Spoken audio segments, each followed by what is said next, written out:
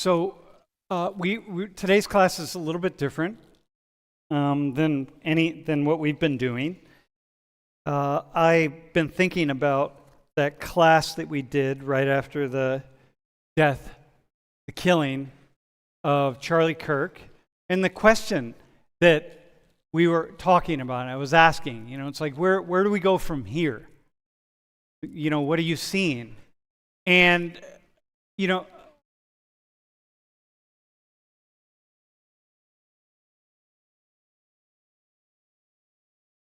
I had the idea that it'd be really nice to talk to some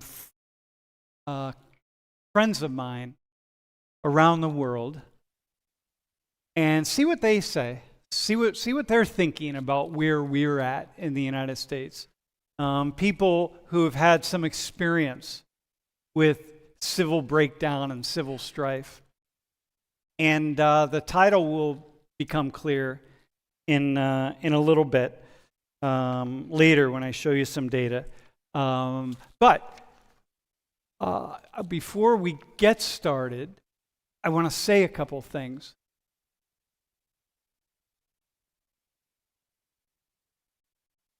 We're not going to get into detail. They are not going to get into details about their own countries and what has happened and what's going on. Because by the time they gave you enough details on these 4 different countries, we wouldn't have any time for conversation. So you're going to have very little. I told them if they can't say it in 20 seconds about history, about what they need to say to put some context to it, 20 to 30 seconds, don't say it, because it doesn't matter to you. What matters is that they have a lot of experience, and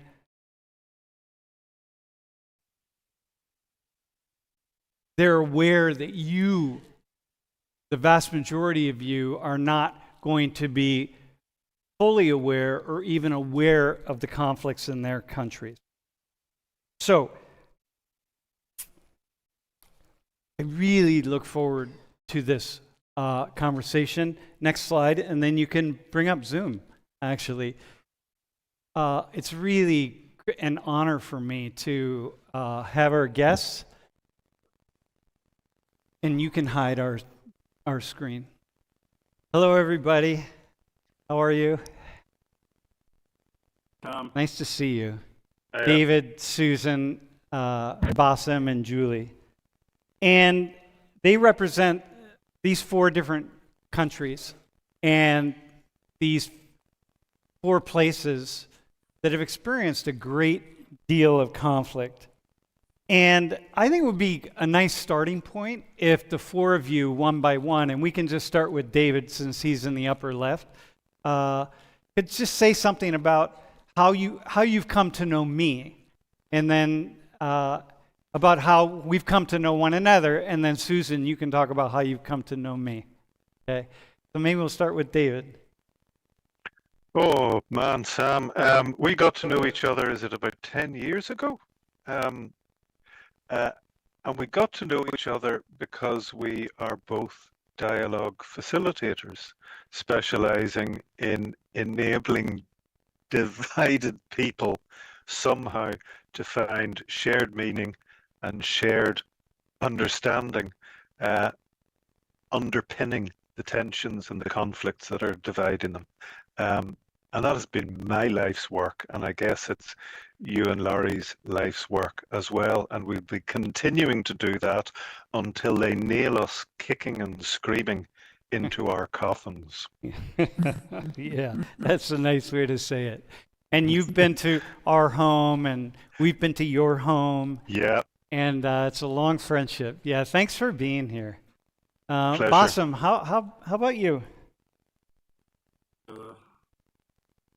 They have not seen a video with you, by the way, so they don't know who you are. First time I got to know Sam was through watching his TEDx talk, Radical Experiment in Empathy. That really caught my attention, and I emailed him, and then 2 weeks later I received an email from him, and we started talking about Iraq and what was happening and the invasion of Iraq, and And we became close friends, and I started Skyping into his class. And in 2018 was my first visit to his class in person. And that year, he came to visit me in Erbil, spent Christmas with me, he and Laurie. And I was introduced to Wink and became involved with Wink Social 119. And this led to other things. And just like David said, I became an advocate for victims of war. And I'm working currently at an organization that advocates for victims of war. Yeah, thanks, Basim. And Julie, how did we first meet?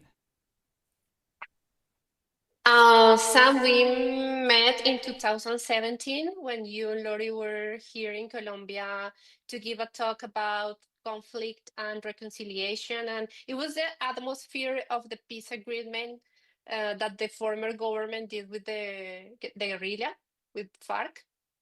And I attended your lecture, your conference, and it was like, yeah, this makes sense to me. And then it started from there. Yeah, that's cool.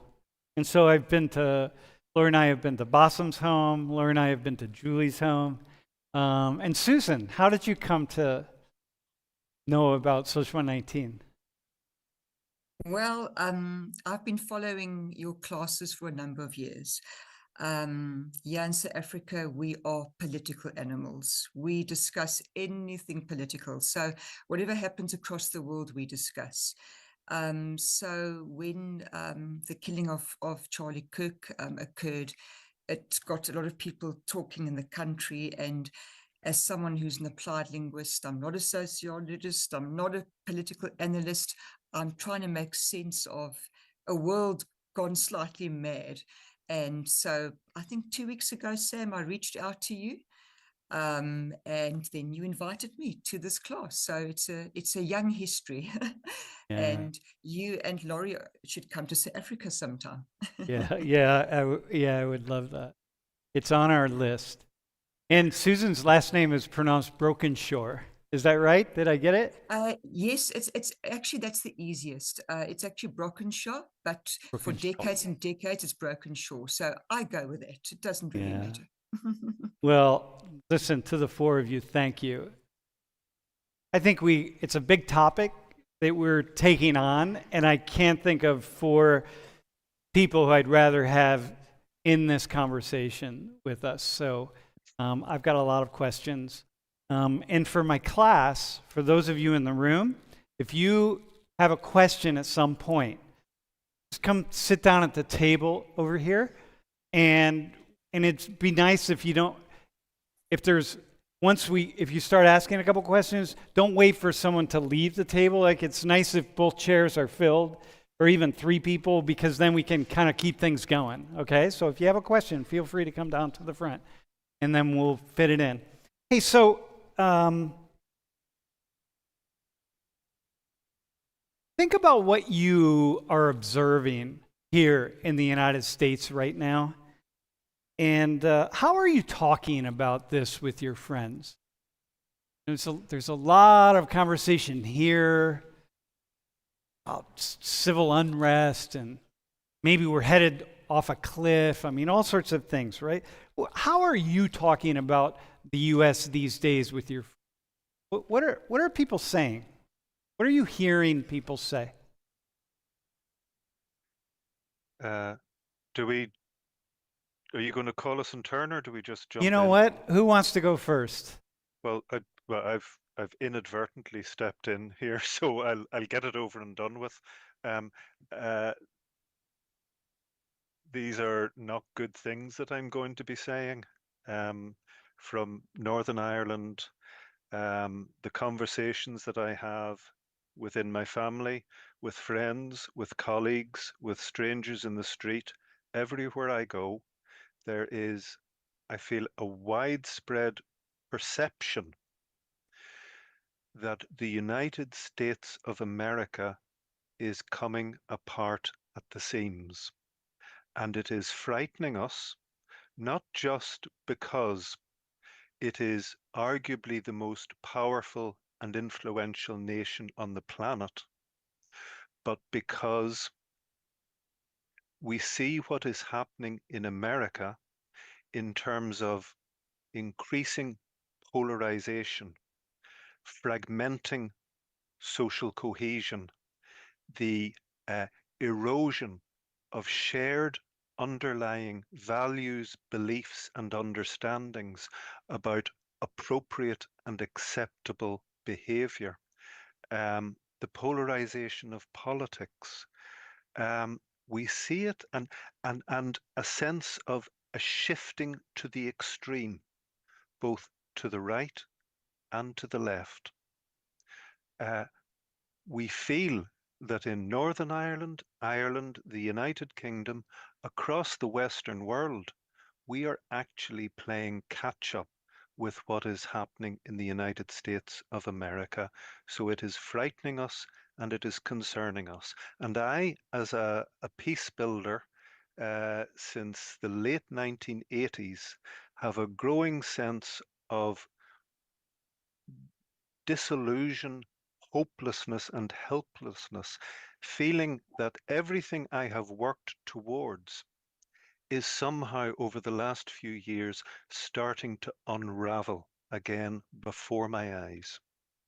Now, that is my view, and there are many people in Northern Ireland who have a strongly oppositional position on that, and in many ways will look to what's happening, to aspects of what is happening in the United States, and will say, we need more of that here. We need a stronger stance on all these immigrants flooding our countries, stealing our jobs, doing this, that, and the other, etc., etc. I better shut up. I think I've spoken too Okay. much there.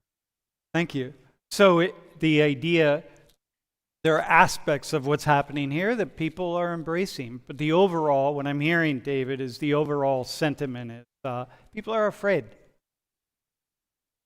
How about who would like to go? Basim, do you want to go next? Yeah. What is really scaring me and us, for us in the region as Iraqi, is first the situation with Iran. And Iraq will be caught in the middle, and it's very dangerous for us. We just still under recovery from the war.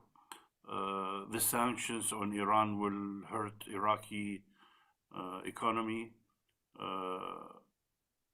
The meeting of the generals that took place today, everybody in Iraq is talking about it, and we don't know what is coming, what will this meeting be about. So everybody in Iraq is afraid of what's happening in the United States. The tariffs is, Iraq is a very small country, and 35% is imposed on Iraqi exports to the US, and our economy cannot stand that. So there are so many things that is happening in the United States that's scaring people in Iraq. So fear went the same. Yeah. Susan, how about you? I saw that you were. Yes, I can definitely, it resonates, the sentiments here resonate with me.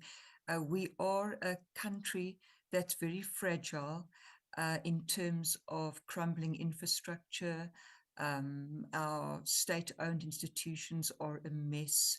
Our hospitals have virtually collapsed. Our railway, you name it. So it's we look upon what's happening in America, a lot of fear as well. The tariffs have hit us hard. We already have an unemployment rate of upwards of 42% and rising. So with the tariffs, our ports are closing down. And of course, that is a knock-on effect, because if the ports close down, anybody even indirectly related to it is going to suffer as well. But it's the polarization that worries us, because we see, and of course, we see a lot of this through the eyes of social media. So, and we don't know which media outlets to trust. Should we go to mainstream media outlets? Should we trust fringe? We don't know. So a lot of what we talk about amongst ourselves is based on what we see through these platforms. And that makes us quite mistrustful. We don't actually know what's reality and what is just a fabrication. But we see the polarization. And what's interesting for us as the Africans is we, for entirely different reasons, are experiencing the same type of polarization, with people moving very left and others moving very right. And with some of those of us trying to make sense of this caught in the middle. And I think we're finding it difficult to locate ourselves in this very unstable world. And although I don't believe that South Africa is on the brink of a civil war, we are under the threat of constant civil unrest due to social inequalities, unemployment, etc. People are really at the level of survival in this country. Mm. And a long-standing history of institutionalized racism that you're still trying to get out from under after so many. Yeah. I think that this idea of the threat of civil unrest, Susan, is what makes it's really nice to have you in this conversation, because that is so true in South Africa. And what I want to add is what's interesting about South Africa is we don't make the headlines, in the sense that bombs are not going off. We're not in a war, but we're a country of only 62 million people, and 26,000 people were murdered last year. Victims of violent crime. We have gender-based violence that's off the charts. So sometimes the Africans will say, we feel as though we're in a low-grade war. And that's not a takeaway from what's happening in other countries. I'm not negating what's happening there, but you feel like you're in a low-grade war with these murders. On average, upwards of between 52 to 72 people are murdered per day in this country. And then we see the violent outbursts occurring in America, and those are mirrored in a country as small as this. Yeah, those are really serious. Hey, Julie, how about you? What are people in Colombia saying about what we're seeing in the United States? Yeah, I think it depends on who you ask about it, because I think, like, I mean, I can speak for the majority of the Colombians or so, but I guess at least like in my environment, this is not a topic that we talk like in a daily basis, and I think most of the people in Colombia, we have a lot of things inside that maybe we don't have too much time to pay attention about what's going on outside Colombia, because we have like really critical situations here. However, we depend so much from the United States for many things that any decision or any social or political situation that is happening over there, of course, is going to have any kind of consequence to us, even if it's on the markets or if it's something related to politics, because we are now entering in the election year. We have elections next year, so anything that is happening is being capitalized by the politics here, using what's going on there just to create kind of a situation here. So I will say that if I have to define something, I will say also fear, but the grade or the level of fear depends on who you are talking about this thing. Like if you're talking with entrepreneurs, or that's a thing. If you're talking with people that controls the markets, there's other thing. If you're talking about with someone who depends because they export things to the United States, it's other thing. But maybe the regular citizen, there's so much going on here because of our history of conflict that maybe we're not really into the mood of paying attention about it. But yeah, I guess it's like hard to define just one thing. And when Julie's talking about a history of conflict, she's talking about a war in Colombia that went on for 50 years, 50. So it was at the end, More than. toward the end of that war, that Lori and I went down to Colombia and gave some talks on the peace process. Hey, Nish, I want to, if you could take one of the side cameras, or Izzy, and show the screen so they can see the slides I'm going to show. But you can go, if you can go to the next slide.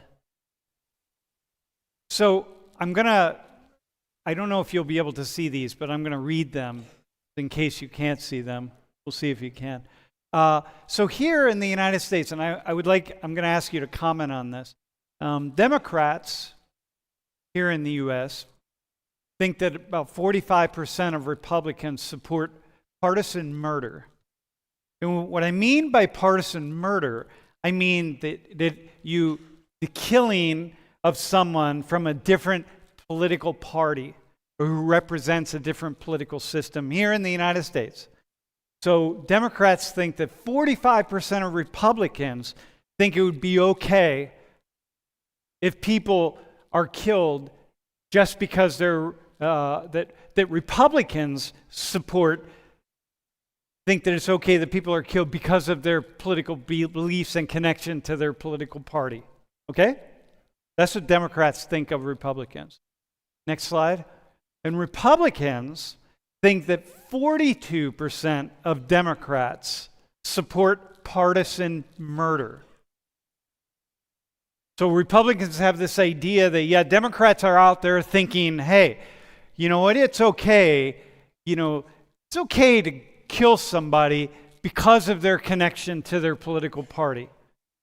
And that you could take it a step further, and that maybe that's a good thing if they're connected to a party that I don't like. Okay, so both sides are thinking that the other side thinks it's okay to kill people because of their beliefs and their connection to the party. Next slide. The Americans who support some type of partisan killing, who think that, yeah, under certain circumstances it would be okay to kill someone, is 2%. It's very small. Very small. And even then, they're extreme.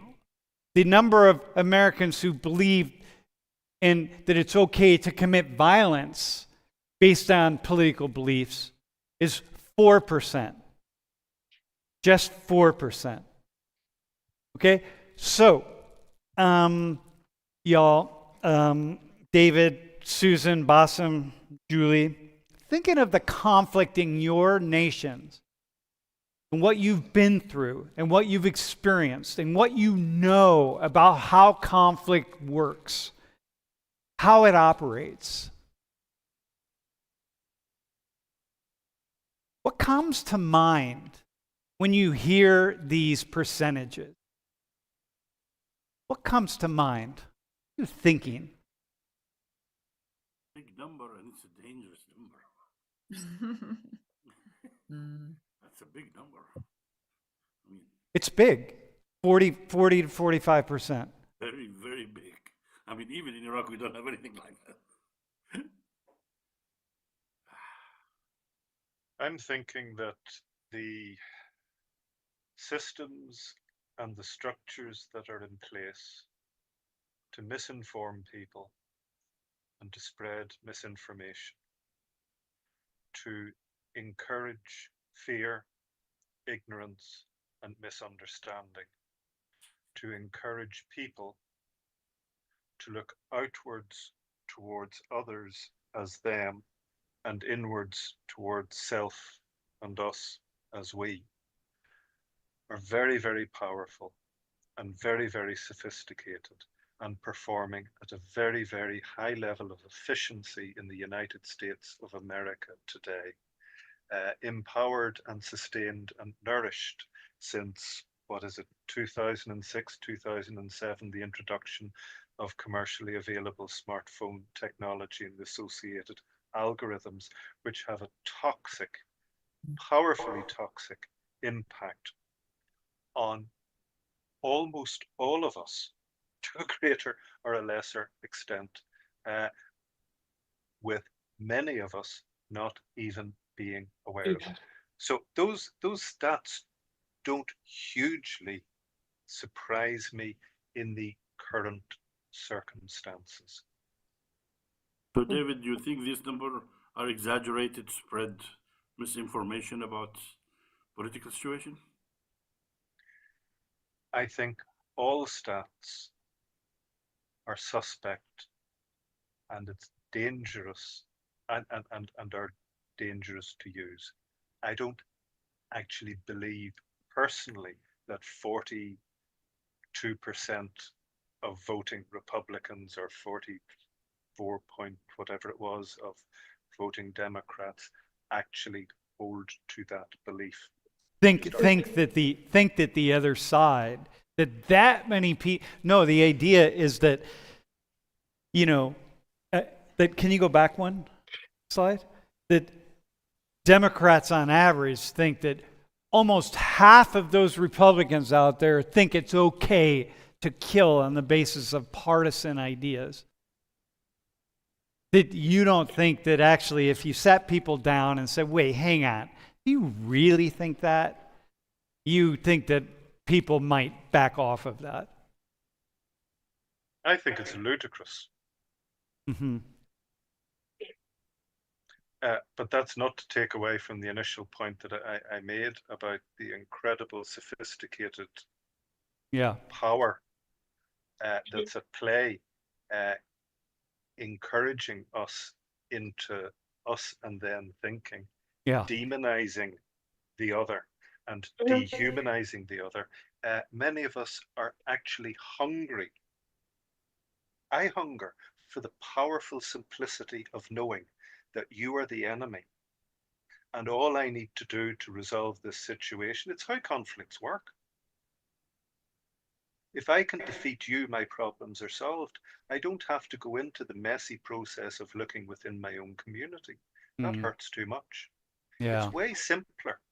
It's more beautiful to consider that things are simply black and white, and they're what's wrong with this country. And if we can get rid of them or support them and stamp them down, everything will be okay. It's a perfect, beautiful solution, but it's implausible, irrational, and it doesn't work. No, especially if we can believe that they want to kill us. If they want to kill us, then it makes it so much easier to feel that self-righteousness to want to kill somebody else. Sam, that of course, it's not the exact same situation because it's a different context and different things, but it reminds me how this big war that we're still facing here in Colombia started. And it started because of the power relation, unhealthy relationship between two parties. And everything was about liberals against conservatives, is what was called here. And it started like that, like with the fear of being attacked by the other party, and then the other party feeling being attacked by the other party. And it was more than 50 years. It started like in 1930 or something like that before. Then we entered in a big, huge, long period of violence called the violence. And then it is supposed to be ended with the peace agreement, but it's not. Right now, we're still having that. So we can say almost a century of war because it started just like that, because liberals were fighting with conservatives, and then it just went off the hands. And look at this. So it's, of course, it's not the same thing that you're describing because it's different society, different times, but it started like that. I remember my grandpa from my dad's side telling me that my grandpa from my mom's side was a bad guy because he was conservative and our family was liberal. And it was inside my own family, both grandpas telling each other that they were bad, not bad people, but like, I don't like that. I don't like that. Just inside the family. So imagine if you repeat that in the different structures of a society, how is to live with that pressure like on your shoulders when you're growing up, like in, on different scenarios. Susan, how about you? Like when you hear those numbers and you think, yeah, how about you? What comes to mind? Well, setting aside how accurate those stats are and how they were gathered in the first place, I think what comes to mind for me is that perception is very dangerous, and it seems that inhabiting these echo chambers is getting worse and worse. And at the risk of sounding incredibly naive here, nobody really wants to get to know anybody else anymore. In my own life, when I've perhaps challenged someone on their views, if they've challenged me, now and again, we've actually been able to find some middle ground. Like, oh, okay, we've got some common ground here. We've got more in common than we actually know. But we've come to a strange state globally in this country where I live, where people don't even want to debate. They want to win an argument. There is no conversation. It's just one-sided, and it becomes a free-for-all. Everybody's flinging mud and cancelling each other out. So that's what comes to mind when I see, those stats for Democrats and Republicans and what they're thinking about each other. I'm not saying that you don't get your radical people on the left and the radical people on the right, but I think for the most part, I just don't understand. This is actually why I'm here as well. Why this inability to just meet each other halfway and to figure this out. I say that as a person in a violent country. It's not that I'm out of touch with reality, but I just can't believe how far we've moved away from having conversations. Nobody has them. I'm gonna, finish your statement there.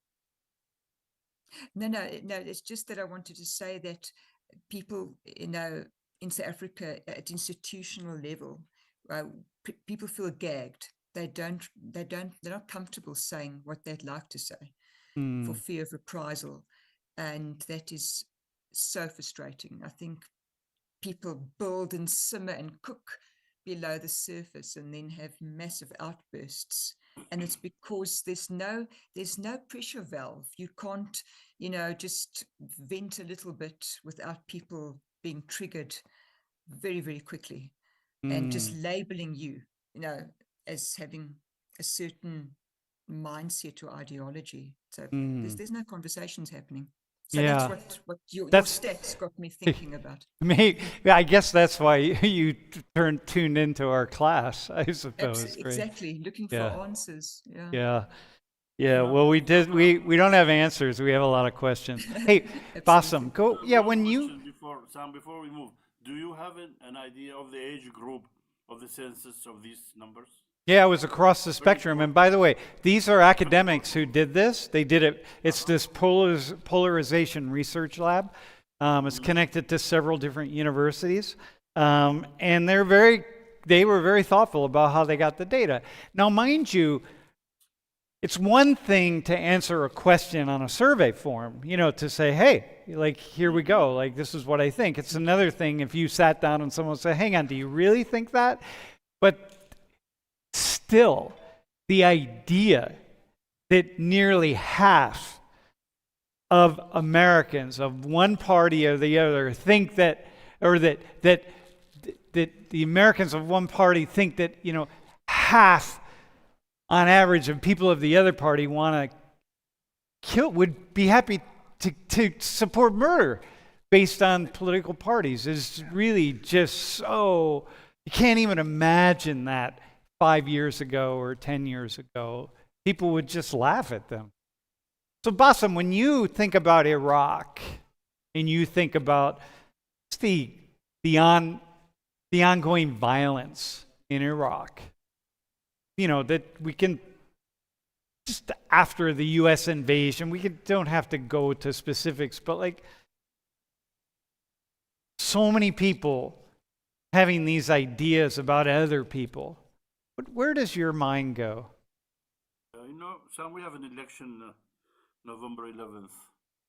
and the people who are participating in the elections there, everybody is trying to dehumanize the other side. We have a problem. It's not only Republican Democrats as the U.S. We have ethnicity problem. We have religion problem. We have Sunni Shia problem. We have Arab Kurds problem. We have so many complicated factors that goes into the life of a politician in Iraq. Uh, we are very uncertain of the outcome of the election on November 11th, and people are very, very scared of the coming election. And people are scared, in particular, of the other side, of people. On the other side, yes. This election is different this time. 2 days ago, there was a rumor that al-Sadr has been threatened with a drone to kill him. And his followers in Basra, in the millions, fled to the streets. Yesterday in Baghdad, millions took to the streets to protect their leader. And ethnicity and religion is very, very big in Iraq, and it's growing, and it's growing. So that's that one thing that's kind of interesting is that, you know, what you just said, you have millions of people in the streets. This was yesterday? Yeah, yesterday or the day before Yeah. yesterday. Yeah. And that we don't hear about it. You know, one of the things that I think is really important for this class to talk about things that are happening around the world is because, you know, otherwise we don't hear them. Yeah. Hey, I want to ask a slightly different question, and we'll start with David again.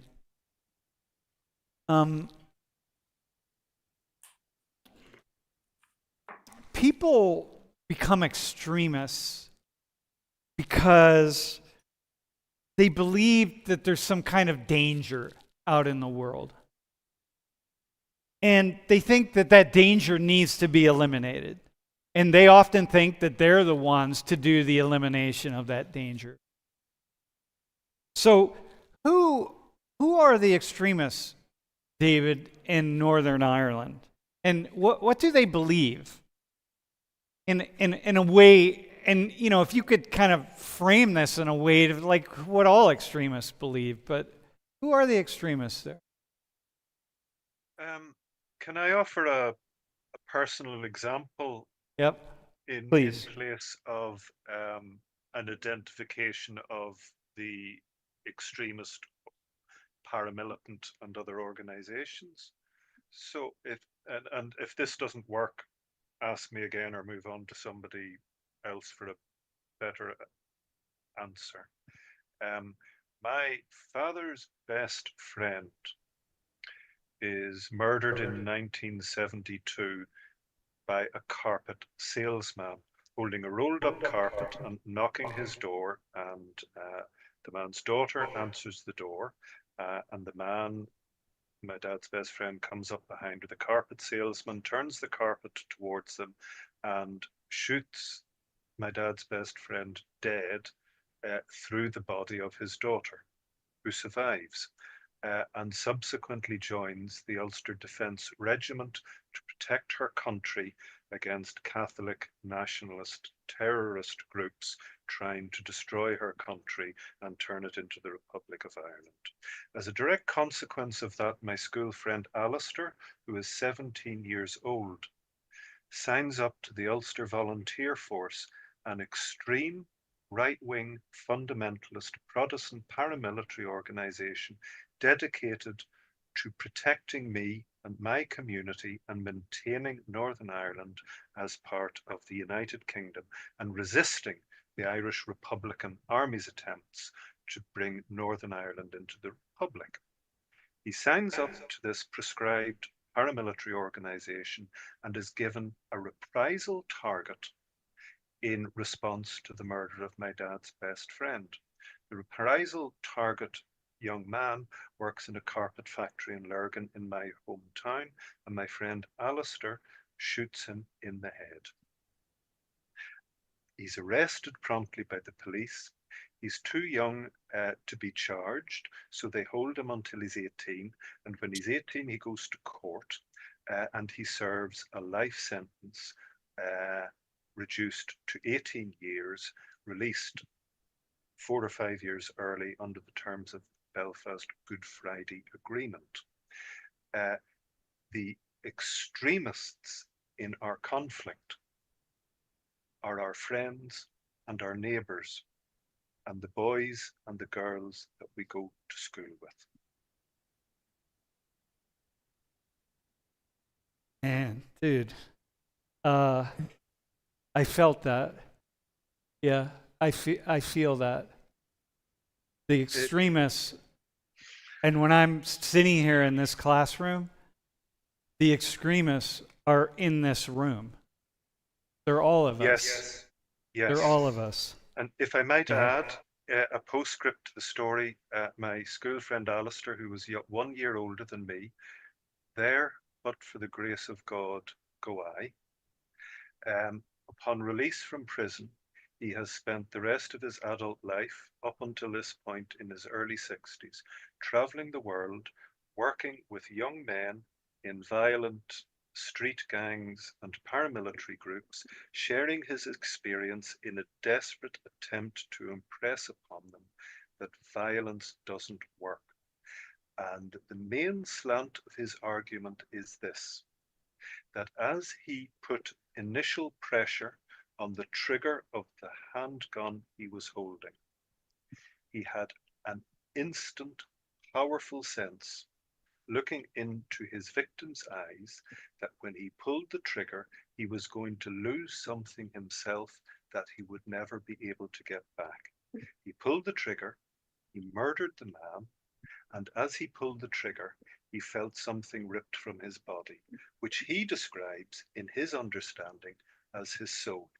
And he has articulated from that day to this that he is a dead person walking because he is without his soul. And he became an extremist because he allowed himself to believe the messages that he was being told about truth and about goodness and about righteousness. It was his determination that the best response to the assault upon his and my community was to retaliate in like kind.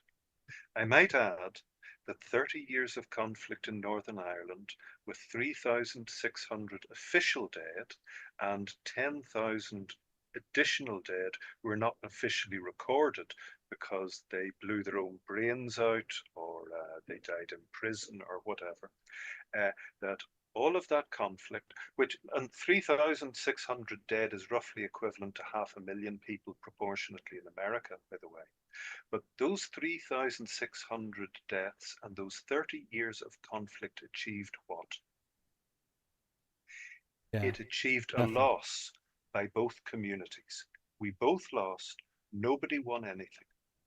Nobody won anything. Basim, thanks, David. Basim, who are the extremists in Iraq? How did you know? I mean, I'm thinking about the United States. I'm thinking about the things that people are believing increasingly here, the extreme ideas, the things that I think, oh my God, how can you possibly believe that or think that?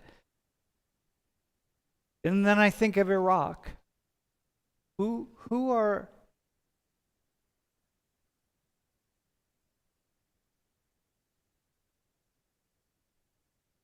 the extreme? Wait, you're muted. Mike. Sorry, yeah. We saw the extremism in Mosul in 2014 when ISIS took over Mosul. Extremism is fueled by the feeling of injustice, discrimination, being in a position and suddenly you lose Euro privilege.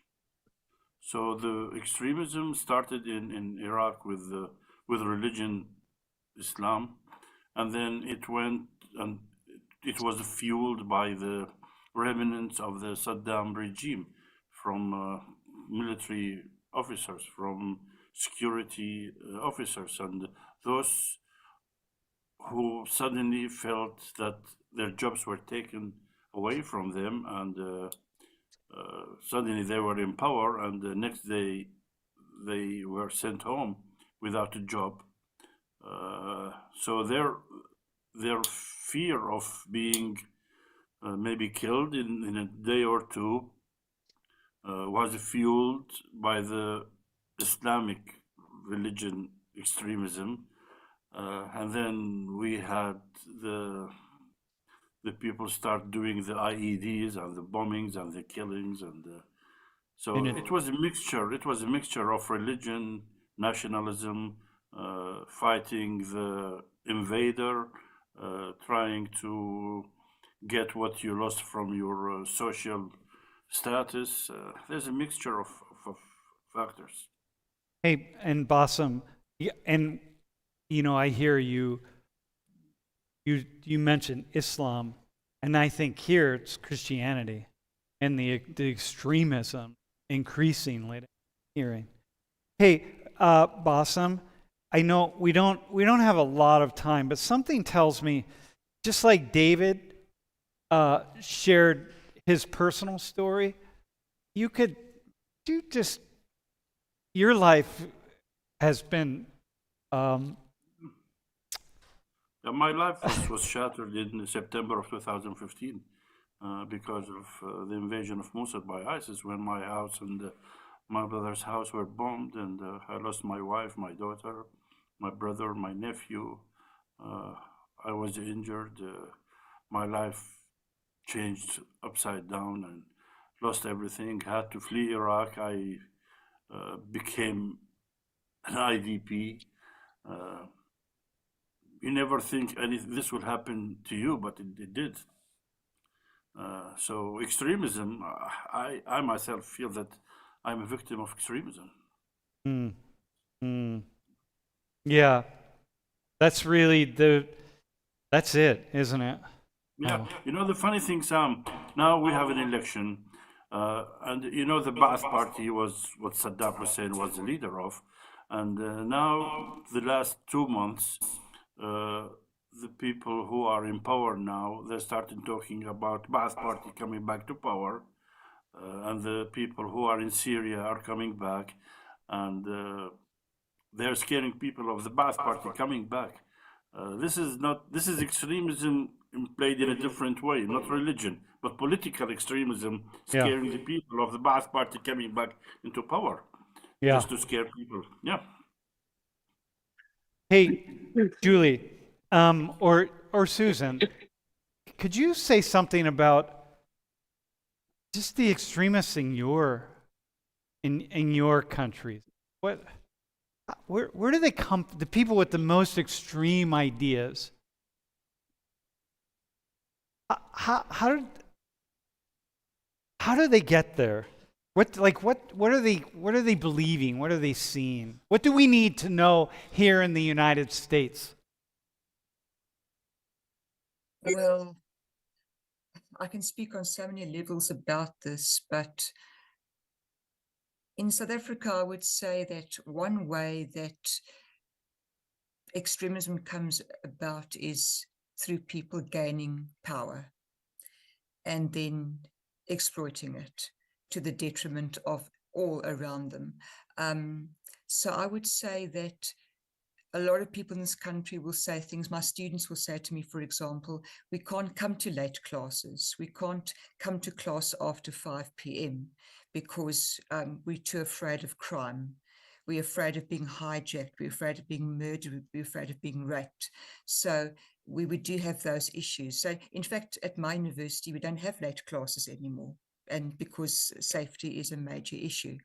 So I have to agree with David that someone living next door to you could be that person who is violent. I think in our country, we don't have the type of extremism that you are talking about, Basim and David, for example, not close. But what I can say is that as we were coming out of apartheid in the 1990s, we had two factions who got stuck into each other, the African National Congress, the ANC, and the Inkatha Freedom Party. And it's hard to believe. People outside will often say, oh, you transformed South Africa, you're the rainbow nation. But actually, during that so-called transition from apartheid to democracy, about 20,000 people were murdered in skirmishes between the African National Congress and the Inkatha Freedom Party, with the African National Congress, for example, accusing the Inkatha Freedom Party of having dealings with the apartheid government, being spies, enablers, that kind of thing. So many people lost their lives. So we had the Truth and Reconciliation Commission to try to meet people halfway and to forgive, etc., etc. People were given a type of amnesty for coming out and revealing the apartheid atrocities that they caused. But what I find interesting is that those were extremists, those apartheid architects, but people in those two parts I've just mentioned never appeared before any kind of hearing or commission for their crimes against each other. So yeah, that's what I can say from my experience. I have a question for David, but I want to ask Julie first. The extremism, to keep a war going for almost a century, you got to have a lot of, you have to have a lot of extremists. Yeah. I feel that we thinking about this conflict is like people in a daily basis is fighting against each other for no matter what, but there's always like a power structure behind who is taking advantage of that fight or that conflict or that war. And I will say, like, it is really hard to name those extremists in a conflict so difficult like the Colombian conflict, because it's made about different conflicts. And of course, if you are talking about armed conflict scenario, you can name certain groups that are part of there, and you can say that they are the extremists. But I feel that in this exact moment, political ideologies are the ones who are really, really giving us a lot of material to be either in one extreme or another. And you don't necessarily need to take a gun or an arm to be an extremist. You can be an extremist in your daily life with your friends, with your family, with the way you think. But what I've seen here in our society is like we were so used to we accept so much violence and aggressiveness and that kind of things in our society that sometimes we don't realize we are in that mood, because it's just part of what we are. So Yeah. I can be driving a car and just feeling that I really want to kill someone who just crossed my way. And I won't kill him, but I will feel that inside myself, and then I will justify my reaction because, they attack me. They try to do something to me. So it's just like inside the culture. And of course, there are exceptions, and not everybody is like that. But you can say, like, from a perspective, like a sociological perspective, let's say, like, you can see patterns in our behavior. Like, we accept violence as a way to resolve things, and that's very dangerous here, because you, as David said, like, you can be an extremist yourself here, and you don't realize you're feeling that and you're using that against somebody else. Julie, yeah, thanks for that. I think that's where we all are part of this, and we all play a role. Yeah. Hey, Sam? David, I want to ask you a quick thing.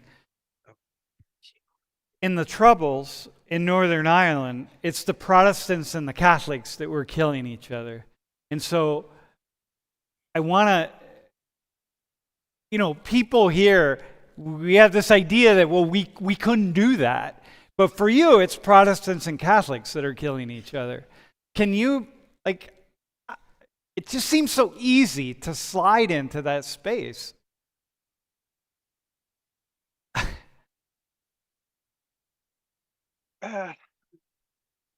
What what do you want me to say? That we all look the same, we watch the same TV, we dress the same, we we have so many of the same aspirations, family structures, underpinning values, etc., etc., etc., and yet we fear, loathe, despise, resent each other, and we cannot live together meaningfully and effectively. Um, all of that is true. The Troubles, 30 years of murderous political sectarian conflict, stemming from a reality that Protestants like me want Northern Ireland to remain as part of the United Kingdom of Great Britain and Northern Ireland, and Catholics desperately want Northern Ireland to become part of the Republic of Ireland. Why? It's the double minority problem. A Catholic minority in Northern Ireland and a Protestant minority on the island as a whole. And Catholics in Northern Ireland experienced decades of social injustice, and Protestants living in Northern Ireland fear the likelihood of experiencing social injustice if they're forced into a Republic of Ireland. So there is a violent and murderous conflict between the two seemingly identical communities to secure their opposed cultural and political aspirations and to secure their opposed senses of belonging in the same tiny place. And again, I would add that those 30 years of murderous conflict were absolutely unsuccessful. We negotiated an agreement after 30 years that went a considerable way towards achieving what 30 years of intercommunal murder failed to achieve. And could if you don't mind, could I very briefly backtrack to the idea of using the term extremist for the polarized groupings of people we're talking about? Because what I'm thinking is, who are the extremists? The extremists are those who have been pushed too far. It's that simple. The extremists are those who know themselves to be unimportant, undervalued, disrespected, voiceless, powerless, unwanted. They are ordinary people who have been pushed so far into that corner that there is nowhere left for them to do but turn and bite back. And Sam, if I keep pushing you into that corner again and again and again until ultimately you're on your knees and I'm laughing at you, you will kick back. Those are the extremists, or some of the extremists. Man, yeah.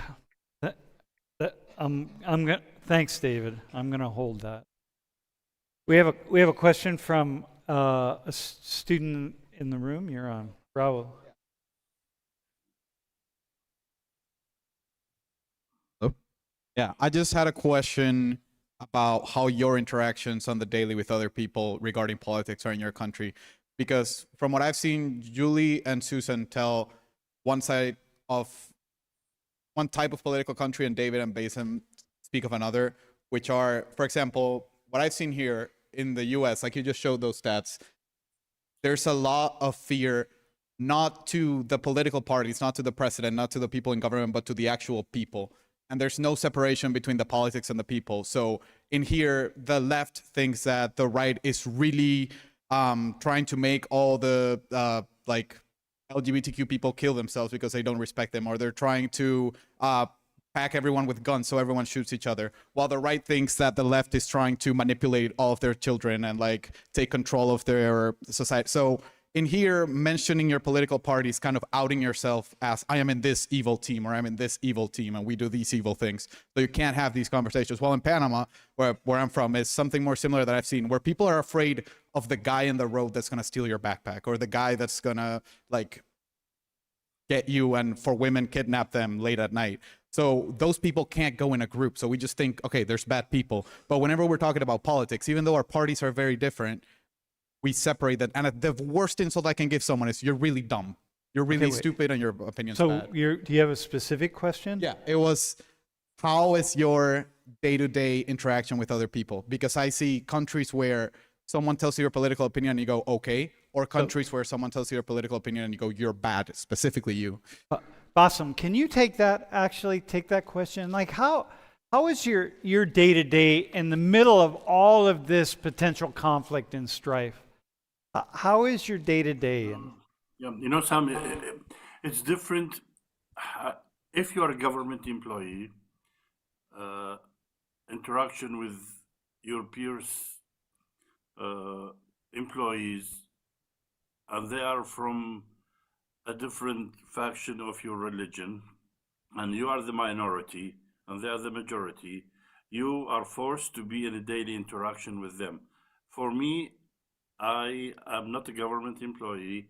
I do not have to face people in a workplace that I have to be part of an organization. So for me personally, I don't suffer from that factionism, but for many of my friends who are government employees, who are army officers, and being a Sunni army officer, you feel you are discriminated against. You do not get the rank that you deserve simply because you are Sunni and you are considered part of Saddam regime. And you know, one of my friends you have met, I don't want to mention his name, he is 6 years behind on his promotion, and he would not be promoted to a higher rank as an officer. So for him, he has a big resentment to the government. But for me, I'm not part of the government. I'm not a government employee. So I am not in daily contact, and I don't feel the pressure. I don't feel the anxiety. I don't feel that I am being pushed into the corner, just like David said. So it depends where you are, your position, and yeah. Yep. Thanks, Basim. Is it a quick question? Yeah, it was a point, but also a point that was like more leading to a question. This is my personal opinion. I feel like a big thing that contributes to extremism in the United States is just the fact that one thing that I've noticed growing up, and it's really the only world that I've known, but in the last like 5-10 years, it seems like no matter what side of the political aisle you're on, everybody that's on the opposing side is demonized. But I mean demonized excessively to where it's not just like, well, you know, they're a Democrat that, you know, wants to spend your money, or they're a Republican that, you know, doesn't care about social welfare for you. Instead, it's, well, they're Republican, so they're a Nazi or they're a fascist, or they're a Democrat and they're a communist. So extremist language Exactly. toward the people that you see as being on the other side. Right. And I think if you're calling, I mean, it doesn't matter Republican or Democrat, if you're calling either side a Nazi, well, a Nazi is a serious accusation. It means they're in favor of killing 6 million people. We're running out of time. Y'all, does that resonate with the four of you? This idea of the language, man, the extremist language. If you can, and you can silence people. So Susan, this is kind of goes to what you said also. You can silence people just by calling them different extremist names that you agree upon. Absolutely. In fact, in my daily dealings with people, I feel quite schizophrenic, because when I'm outside of a university situation, I have wonderful conversations with people. from Yeah. all walks of life, all avenues of life. And the moment I'm back in a university environment, the gag, I gag myself. Hey, Yeah. listen, okay, we're down. We have about 4 minutes left. What I'd like to do is, could each one of you just offer like a 20-second message to the American people, to my students right here who are Americans. Those, some of them are not Americans, about 25% are not, but to those who are, 20 seconds. What do you want them to know? Empathy. Do to them what you want to be done upon you. Okay, that's pretty. I want to second what Basim has just said. The establishment of empathic connection between you and those you demonize, between us and them, is the answer, supported by full society-wide radical programs to build social justice for all. The inequality is where the corrosive conflict and polarization and demonization comes from. Yuli made a hugely important point earlier that I want to echo. Tit for tat. Yeah. Escalation. Be wary. This Of will that. get worse and worse and worse if you Yep. do not roll it back in. Yeah, thanks, David. Julie, 20 seconds. Read the syllabus in it now. Just kidding. I will say that real life differs greatly from the life that you're seeing in social media and the life that news are presenting to you. So your real life is made of connections. If you have a question, just ask the person you want to know. If you want to propose something for your community, just go and do that. Just have conversations, because real life is very, very different than the life you're seeing scrolling your phone or just watching news. That's a different world. Yeah, thank you. Hey, Susan, last words for students. Okay, What do you want them to know? Two things. I would say, yes, that personal connection is so key. Get away from those screens. Go out and talk to people. And I'll be very short and sweet here.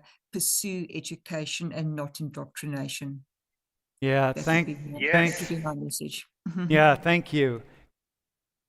Hey, listen, thank you, everyone. Can we have a round of applause for And on the stream, I know we had some questions from the stream and we didn't get to them, but I will get to them in office hours tomorrow. And maybe if one of you would like to join office hours tomorrow, that would be great. Or all of you, we'll talk. Hey, thanks everyone for being here, and thanks. Thank you so much. Yeah, really Thank appreciate you very it. much. Goodbye, Thank everyone. you. Thank you. Yeah.